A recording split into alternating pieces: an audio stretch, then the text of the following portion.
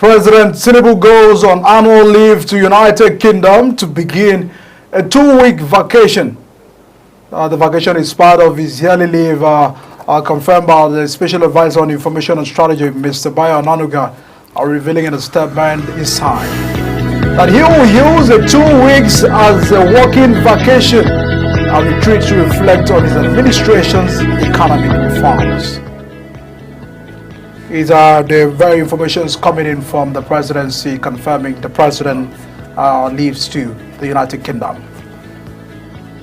Tonight on Big Talk, we'll be looking at the rejection by the House of Representatives over the planned conferment of the Commander of the Order of the Federal Republic on Tajuddin Abbas, the Speaker of the Green Chambers, which is the House of Representatives, during the plenary.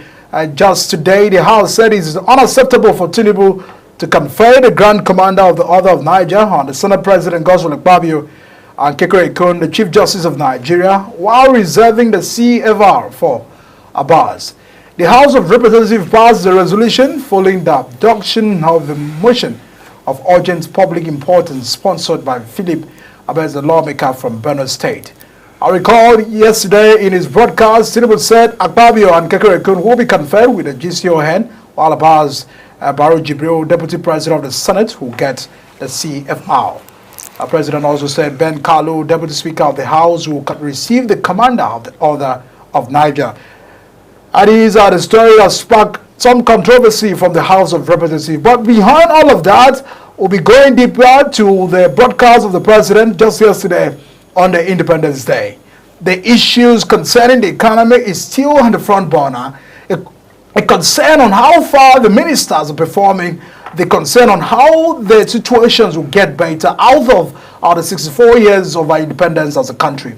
Tonight, we'll be looking at that very issue. I have Dennis Momo joins us live on the program tonight to give us a perspective to that issue. Thanks so much for joining us on the program tonight.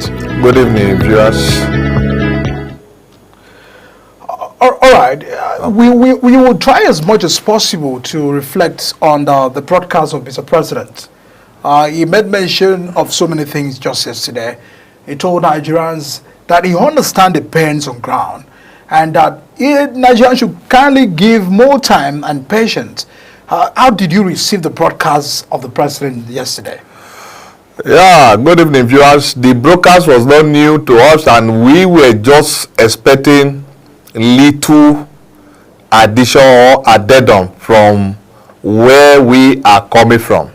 Yeah, we are in a difficult situation and we were expecting Mr. President to have come up with a new dimension of communication, not this Queen's English year in, year out.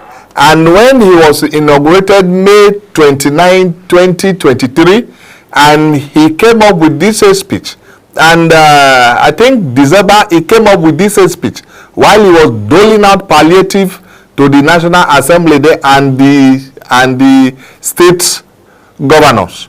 And now we were expecting him because of he has promised Nigerians from the beginning that if he appoint you as 8th minister, as the case may be, if you are not a performer, if you fail below expectation, you will be shown a way out. And we all see October 1st, 2024 as a golden opportunity for the president to have demonstrated his words of integrity, that this is whom I am and this is how we want Nigeria to be.